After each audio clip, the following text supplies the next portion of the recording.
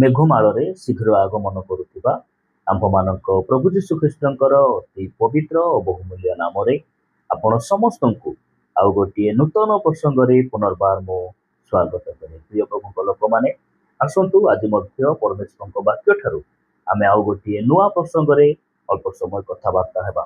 ଆଜି ଆମେ ଯେଉଁ ପ୍ରସଙ୍ଗରେ ପ୍ରଭୁଙ୍କ ବାକ୍ୟରୁ ଧ୍ୟାନ କରିବା, ସେହି ପ୍ରସଙ୍ଗର ଶୀର୍ଷକ ହେଲା ପରମେଶ୍ୱର କାହିଁକି ଶକ୍ତିର କାର୍ଯ୍ୟ କରନ୍ତି ନାହିଁ।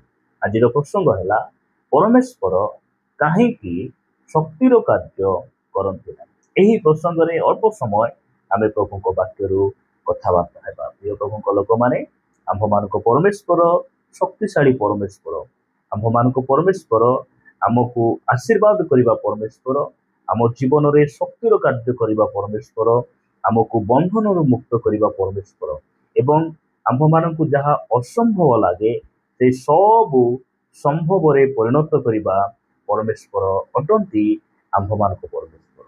କିନ୍ତୁ ଅନେକ ସମୟରେ ଆମେ କ'ଣ କରୁ ଯେ ଅନେକ କାର୍ଯ୍ୟ ଯାହାକି ଆମେ ଦେଖି ନପାରୁ ଏବଂ ଆମେ ବାଇବଲରେ ଦେଖୁ ଯେ ପ୍ରଭୁ ଯୀଶୁଖ୍ରୀଷ୍ଟ ଆପଣା ପୈତୃକ ନଗର ନାଦରିତରେ ସେ ଅନେକ ଆଶ୍ଚର୍ଯ୍ୟ କର୍ମ କରିବା ପାଇଁ ଇଚ୍ଛା କଲେ ମଧ୍ୟ, ଅନେକ ଶକ୍ତିର କାର୍ଯ୍ୟ କରିବା ପାଇଁ ଇଚ୍ଛା କଲେ ମଧ୍ୟ ସେହି ସ୍ଥାନରେ ସେ ଶକ୍ତିର କାର୍ଯ୍ୟ କଲେ ନାହିଁ। ଆଜି ଆମେ ବାକ୍ୟରୁ ଦେଖିବା ଯେ ବାସ୍ତବରେ କାହିଁକି ପରମେଶ୍ୱର ଶକ୍ତିର କାର୍ଯ୍ୟ କରନ୍ତି ନାହିଁ। ଯଦି ଆପଣ ପଢ଼ିବେ ମୋ ସହିତ ମାର୍କୋ ଲିଖିତ ସୁସମାଚାର 13 ଅଧ୍ୟାୟ ତାର 58 ପଦରେ ଏହି ପ୍ରକାର ଲେଖାଯାଏ, ଆଉ ସେ ସେମାନଙ୍କର ଅବିଶ୍ୱାସ ହେତୁ ସେଠାରେ ଅନେକ ଶକ୍ତିର କାର୍ଯ୍ୟ କଲେ। ପ୍ରିୟମାନେ, ବାଇବଲରେ ଏହା ଆମେ ସ୍ପଷ୍ଟ ଭାବରେ ଦେଖୁ ଯେ ପ୍ରଭୁ ଯୀଶୁଖ୍ରୀଷ୍ଟ ନାଦରିତରେ ଅର୍ଥାତ୍ ଯେଉଁ ନଗରରେ ସେ ପ୍ରତିପାଳିତ ହେଲେ, ଯାହା ତାହାଙ୍କର ପୈତୃକ ନଗର, ସେହି ସ୍ଥାନରେ ସେ ଅନେକ ଶକ୍ତିର କାର୍ଯ୍ୟ କରିବା ପାଇଁ ଇଚ୍ଛା କଲେ ମଧ୍ୟ ସେ ଅନେକ ଶକ୍ତିର କାର୍ଯ୍ୟ ସେ କରିପାରିଲେ। କାହିଁକି ସେ କଲେ ନାହିଁ? ସେ ଯେ ପରମେଶ୍ୱର ନୁହନ୍ତି, ସେ ତାହାଙ୍କର ଆଶ୍ଚର୍ଯ୍ୟ କର୍ମ କରିବାର ବା ଶକ୍ତିର କାର୍ଯ୍ୟ କରିବାର ଶକ୍ତି ଯେ ସରିଗଲା, ସେ ଯେ ଦୁର୍ବଳ ଅଟନ୍ତି ସେଥିପାଇଁ ନୁହେଁ। ସେ କାହିଁକି ଆଶ୍ଚର୍ଯ୍ୟ କର୍ମ ବା ଶକ୍ତିର କାର୍ଯ୍ୟ କଲେ ନାହିଁ? କାରଣ ସେହି ନାଜରିତର ଲୋକମାନେ ଯୀଶୁଖ୍ରୀଷ୍ଟଙ୍କୁ ସେମାନେ ଉପେକ୍ଷା କଲେ। ନାଜରିତର ଲୋକମାନେ ଯୀଶୁଖ୍ରୀଷ୍ଟଙ୍କୁ ବିଶ୍ୱାସ କଲେ ନାହିଁ। ସେମାନେ ତାଙ୍କୁ ସାଧାରଣ ଭାବରେ ଦେଖିଲେ, ଯୀଶୁଖ୍ରୀଷ୍ଟଙ୍କୁ ସେମାନେ ହେୟ ଜ୍ଞାନ କଲେ। ସେଥିପାଇଁ ଯୀଶୁଖ୍ରୀଷ୍ଟ ନାଜରିତରେ ସେ କ'ଣ କଲେ ନାହିଁ? ଶକ୍ତିର କାର୍ଯ୍ୟ କଲେ ନାହିଁ। ପ୍ରିୟମାନେ, ଶକ୍ତିର କାର୍ଯ୍ୟ ଦେଖିବାକୁ ହେଲେ, ଆଶ୍ଚର୍ଯ୍ୟ କର୍ମ ଦେଖିବାକୁ ହେଲେ ଗୋଟିଏ ବିଷୟ ଆବଶ୍ୟକ, ତାହା ହେଉଛି ବିଶ୍ୱାସ। ବିଶ୍ୱାସ ବିନା ଆମ ଜୀବନରେ କେବେ ଶକ୍ତିର କାର୍ଯ୍ୟ ହୁଏ ନାହିଁ। ବିଶ୍ୱାସ ବିନା ଆମ ଜୀବନରେ ପରମେଶ୍ୱର କାର୍ଯ୍ୟ କରନ୍ତି ନାହିଁ। ସେଥିପାଇଁ ସନ୍ଦେହରେ ଥିବା ଲୋକମାନେ ସେମାନେ ନିଆଁରେ ଥିବା ଭଳି, ନିଆଁରେ ଥିବାର ଅବସ୍ଥାରେ ସେମାନେ ଥାନ୍ତି। ସେଥିପାଇଁ ଖ୍ରୀଷ୍ଟିଆନ ଜୀବନ ସନ୍ଦେହରେ ରହିବା ଜୀବନ ନୁହେଁ। ଖ୍ରୀଷ୍ଟିଆନ ଜୀବନ ବିଶ୍ୱାସରେ ପରିପୂର୍ଣ୍ଣ ଜୀବନ ଅଟେ। ନାଜରିତର ଲୋକମାନେ ଯୀଶୁଖ୍ରୀଷ୍ଟଙ୍କୁ ବିଶ୍ୱାସ କଲେ ନାହିଁ। ସେମାନେ ସାଧାରଣ ଭାବରେ ଦେଖିଲେ, ଏ ତ ବଢ଼େଇ, ଏ ତ ଆମ ଗାଁ ଲୋକ, ଏ ତ ଅଶିକ୍ଷିତ ଲୋକ, ଏ ତ ଗୋଟେ ଗରିବ ପରିବାରରେ ଜନ୍ମଗ୍ରହଣ କରିଥିବା ଲୋକ, ଏହି ପ୍ରକାର ସେମାନେ ଭାବୁଥିଲେ। ଯୀଶୁଖ୍ରୀଷ୍ଟଙ୍କୁ ଯେଉଁ ସମୟରେ 30 ବର୍ଷ ହେଲା, ଯୀଶୁଖ୍ରୀଷ୍ଟଙ୍କ ଜନ୍ମ ପରେ ମଧ୍ୟ ଅନେକ ପୁଅମାନେ ଝିଅମାନେ ଜନ୍ମ ହେଲେ, ଭାଇ ଭଉଣୀମାନେ ଜନ୍ମ ହେଲେ। ଯୀଶୁଖ୍ରୀଷ୍ଟଙ୍କୁ ଯେତେବେଳେ 30 ବର୍ଷ ଚାଲୁଛି, ସେହି ସମୟରେ କାହାକୁ 20 ବର୍ଷ, କାହାକୁ 18 ବର୍ଷ, କାହାକୁ 22 ବର୍ଷ, 25 ବର୍ଷ, ଏହି ପ୍ରକାର ବୟସରେ ସେମାନେ ଜୀବନ ଯାପନ କରୁଥିଲେ। ଆଉ ସେହି ସମୟରେ ଯୀଶୁଖ୍ରୀଷ୍ଟ ଅନେକଙ୍କ ସହିତ ଅନେକ ପ୍ରକାର ସମ୍ପର୍କ ଥିଲା।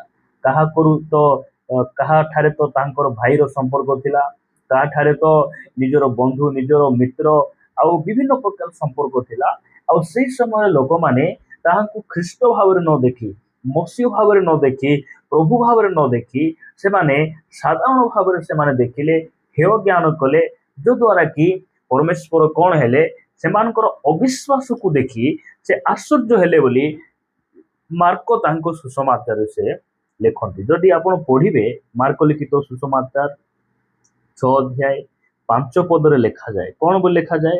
ପୁଣି ଅଳ୍ପ କେତେକ ରୋଗୀ ଲୋକଙ୍କ ଉପରେ ହାତ ଥୋଇ ସେମାନଙ୍କୁ ସୁସ୍ଥ କରିବା ବିନା ସେ ସ୍ଥାନରେ ଅର୍ଥାତ୍ ନାଦରିତରେ ସେ ଆଉ କୌଣସି ଶକ୍ତିର କାର୍ଯ୍ୟ କରିପାରିଲେ ନାହିଁ। 6 ପଦରେ ଲେଖାଯାଏ, ପୁଣି ସେ ସେମାନଙ୍କ ଅବିଶ୍ୱାସ ହେତୁ ଚମତ୍କୃତ ହେଲେ। ପ୍ରିୟମାନେ, ଦୁଃଖର ବିଷୟ, ଯେଉଁ ସ୍ଥାନରେ ପ୍ରଭୁ ଯୀଶୁଖ୍ରୀଷ୍ଟଙ୍କ ଜନ୍ମ ହେଇଛି, ଯେଉଁ ସ୍ଥାନରେ ପ୍ରଭୁ ଯୀଶୁଖ୍ରୀଷ୍ଟ ପ୍ରତିପାଳିତ ହଉଛନ୍ତି, ଯେଉଁ ସ୍ଥାନରେ ପ୍ରଭୁ ଯୀଶୁଖ୍ରୀଷ୍ଟଙ୍କ ପୈତୃକ ନଗର, ସେହି ସ୍ଥାନରେ ଅନେକଙ୍କୁ ସେ ସୁସ୍ଥ ବି କଲେ, ଆଶ୍ଚର୍ଯ୍ୟ କର୍ମ କଲେ, ତଥାପି ସେମାନଙ୍କ ବିଶ୍ୱାସ ବଢୁନାହିଁ ଏବଂ ଯୀଶୁଖ୍ରୀଷ୍ଟଙ୍କୁ ସେମାନେ କଣ କରୁନାହାନ୍ତି? ବିଶ୍ୱାସ କରୁନାହାନ୍ତି। ଶେଷରେ ପ୍ରଭୁ ଯୀଶୁଖ୍ରୀଷ୍ଟ ସେମାନଙ୍କର ଅବିଶ୍ୱାସକୁ ଦେଖି ସେ କଣ ହେଲେ? ଆଶ୍ଚର୍ଯ୍ୟ ହେଲେ, ଚମତ୍କୃତ ହେଲେ। ଆମେ ଦେଖୁଛୁ ଯେ ଜଣେ ସତ ସେନାପତି, ଯେ କି ବିଜାତି ଲୋକ, ତାହାଙ୍କର ବିଶ୍ୱାସକୁ ଦେଖି ଯୀଶୁଖ୍ରୀଷ୍ଟ କହିଲେ ଯେ ସମଗ୍ର ଇସ୍ରାଏଲ ମଧ୍ୟରେ ମୁଁ କାହାଠାରେ ଏଇ ପ୍ରକାର ବିଶ୍ୱାସ ଦେଖିନି। ତାହାଙ୍କ ବିଶ୍ୱାସକୁ ଦେଖି ସେ କଣ ହଉଛନ୍ତି? ଚମତ୍କୃତ ହଉଛନ୍ତି। ମାତ୍ର ଏହି ସ୍ଥାନରେ ଆମେ ଦେଖୁଛୁ ଯେ ନାଦରିତର ଲୋକମାନଙ୍କର ଅବିଶ୍ୱାସକୁ ଦେଖି ସେ ଚମତ୍କୃତ ହଉଛନ୍ତି। ପ୍ରିୟମାନେ, ଯେଉଁ ସ୍ଥାନରେ ପ୍ରଭୁ ଯୀଶୁଖ୍ରୀଷ୍ଟ ପ୍ରତିପାଳିତ ହେଲେ, ସେହି ନଗରର ଲୋକମାନେ ତାହାକୁ ଚିହ୍ନିଲେ ନାହିଁ। ଆଜି ବି ଅନେକ ଖ୍ରୀଷ୍ଟିଆନ ଭାଇ ଭଉଣୀ ମାନେ ନିଜର ମା ବାପା ଖ୍ରୀଷ୍ଟିଆନ ଅଟନ୍ତି, ସେଇ ଖ୍ରୀଷ୍ଟିଆନ ପରିବାରରେ ସେମାନେ ଜନ୍ମ ହେଲେ। ଜନ୍ମ ହେଲା ପରେ ତାଙ୍କ ଘରେ ବାଇବଲ ଅଛି, ମଣ୍ଡଳୀ ସହଭାଗିତା ଅଛି, ପ୍ରାର୍ଥନା ଅଛି, ଆଉ ସବୁ ତାଙ୍କ ପାଖରେ ରହିଛି, ମାତ୍ର ତାଙ୍କ ବିଶ୍ୱାସ ବୃଦ୍ଧି ହେବ ନାହିଁ, ଯଦ୍ୱାରା କି ସେମାନଙ୍କ ଜୀବନରେ ପରିବର୍ତ୍ତନ ହେଇଛି। କିନ୍ତୁ ପରମେଶ୍ୱର ଆହୁରି ପରିବର୍ତ୍ତନ କରିବା ପାଇଁ ଚାହାନ୍ତି, ଆହୁରି ତାଙ୍କ ଜୀବନରେ ଆଶୀର୍ବାଦ କରିବା ପାଇଁ ଚାହାନ୍ତି, ବନ୍ଧନ ମୁକ୍ତ କରିବା ପାଇଁ ଚାହାନ୍ତି। କିନ୍ତୁ ସେମାନଙ୍କର ହେୟ ଜ୍ଞାନ, ସେମାନଙ୍କର ଅବିଶ୍ୱାସ ଲାଗି ପରମେଶ୍ୱର ଆଉ ଶକ୍ତିର କାର୍ଯ୍ୟ କରିବା ପାଇଁ ସେ ପସନ୍ଦ କରୁନାହାନ୍ତି। ପ୍ରିୟମାନେ, ପ୍ରଭୁ ଆମମାନଙ୍କୁ ଅନୁଗ୍ରହ କରନ୍ତୁ। ଆଜି ଆମେ ପ୍ରଭୁ ଯୀଶୁଖ୍ରୀଷ୍ଟଙ୍କୁ କି ପ୍ରକାର ଭାବରେ ଆମେ ଦେଖୁ? ଅନେକ ଭାଇ ଭଉଣୀ ମାନେ ନିଜ ଗାଁର ପାଳକଙ୍କୁ, ଲୋକାଲ ପାଳକଙ୍କୁ ସେମାନେ ରେସପେକ୍ଟ କରନ୍ତି ନାହିଁ, ହେୟ ଜ୍ଞାନ କରନ୍ତି। ସେମାନେ ସାଧାରଣ ଭାବରେ ସେମାନେ ଦେଖନ୍ତି, ଯଦ୍ୱାରା କି ସେମାନେ କଣ କରନ୍ତି? ସେଇ ଉଦ୍ଧାରର ପଥ, ଆଶୀର୍ବାଦର ପଥକୁ ନିଜେ ସେମାନେ କଣ କରିଦିଅନ୍ତି? ବନ୍ଦ କରିଦିଅନ୍ତି। ପରମେଶ୍ୱର ଆମକୁ ସେଇ ପ୍ରକାର ହେବା ପାଇଁ ନ ଦିଅନ୍ତୁ। ପ୍ରିୟମାନେ, ଆଶ୍ଚର୍ଯ୍ୟ କର୍ମ ଦେଖିବାକୁ ଆମକୁ ବିଶ୍ୱାସର ଆବଶ୍ୟକ। ଆଜି ଆମ ଜୀବନରେ ପରମେଶ୍ୱର ଅନେକ ଶକ୍ତିର କାର୍ଯ୍ୟ କରିଛନ୍ତି, କିନ୍ତୁ ଆପଣ ଭାବନ୍ତୁ ନାହିଁ ଯେ ପରମେଶ୍ୱର ଏତିକିରେ ରହିଯିବେ। ପରମେଶ୍ୱର ଆହୁରି ଆମକୁ ସେ ଆଶୀର୍ବାଦ କରିବା ପାଇଁ ଚାହାନ୍ତି। ଆମକୁ ସେ ଛୋଟରୁ ଛୋଟ ପାପ ଠାରୁ ସେ ଉଦ୍ଧାର କରିବା ପାଇଁ ତାଙ୍କ ପାଖରେ ଶକ୍ତି ରହିଛି। ଆମକୁ ବନ୍ଧନରୁ ମୁକ୍ତ କରିବା ପାଇଁ ତାଙ୍କ ପାଖରେ ଶକ୍ତି ରହିଛି। ଆମର ସବୁ ଚିନ୍ତା ବାହାରେ ମାଗିବା ଭାବିବା ଠାରୁ ସେ ଆମକୁ ଆହୁରି ঊର୍ଦ୍ଧ୍ୱକୁ ସେ ନେବା ପାଇଁ ଚାହାନ୍ତି। ପ୍ରଭୁ ଆମମାନଙ୍କୁ ଅନୁଗ୍ରହ କରନ୍ତୁ।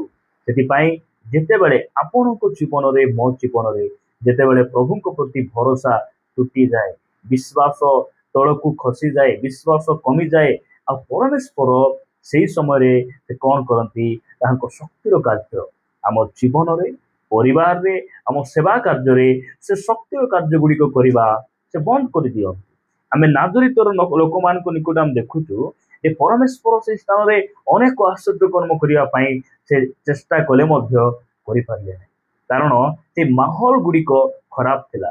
ସେଇ ମାହୋଲରେ ପରମେଶ୍ୱର ଯେ ଯିବେ, ତାଙ୍କର ଯେଉଁ ମନୋଭାବ, ତାଙ୍କ ଜୀବନ ଶୈଳୀ, ସେ ଯେ ସେ ସ୍ଥାନକୁ ଯିବେ, ତାଙ୍କ ଜୀବନରେ କାର୍ଯ୍ୟ କରିବେ, ଏହା ପରମେଶ୍ୱରଙ୍କର ଯଥା ସାଧ୍ୟ ନଥିଲା, ବା ଏହା ପରମେଶ୍ୱରଙ୍କର ଗୋଟେ ଗ୍ରହଣ ଯୋଗ୍ୟର ମାହୋଲ ବା ପରିସ୍ଥିତି ନଥିଲା।